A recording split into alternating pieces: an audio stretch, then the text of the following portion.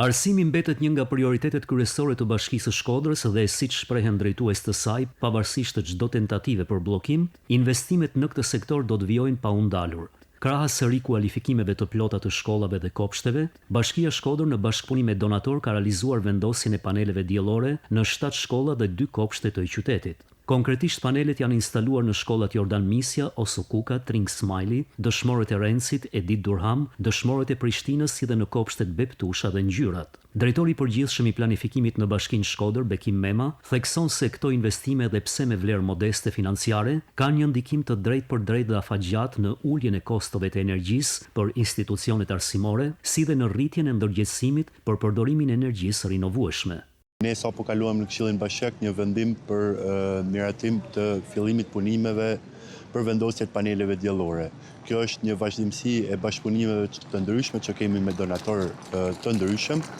ku deri më tani janë realizuar vendosja paneleve diellore në 7 objekte shkollore edhe 2 kopshte,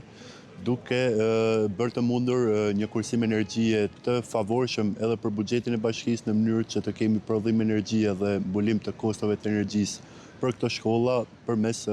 energjisë rinovueshme. Këto panele kanë një gjatësi prej 20 deri në 50 vite, në varësi pastaj edhe të përdorimit, por mirëmarrja për këto panele nuk ka një kosto të shtuar për taksapaguesit, përkundrazi kthehet të gjitha në një përfitim për taksapaguesit, sepse për këto shkolla do të paguajmë një kosto energjie më të vogël. Në vijim të këtij angazhimi, Bashkia e Shkodër është shpallur fituese e projektit Sunny School, përmes të cilit do të realizohet instalimi i paneleve diellore në shkollat Ndre Mjeda dhe Salo Halili, me një vlerë investimi prej 21.000 euro. Paralelisht me bashkëfinancim të bashkisë, panele diellore do të vendosen edhe në shkollën Docmazi. Drejtues të Bashkisë Shkodër thonë se investimet në arsim vijojnë jo vetëm për përmirësimin e kushteve fizike, por edhe për ndërtimin e një kulture të qëndrueshme energjetike për brezat e ardhshëm.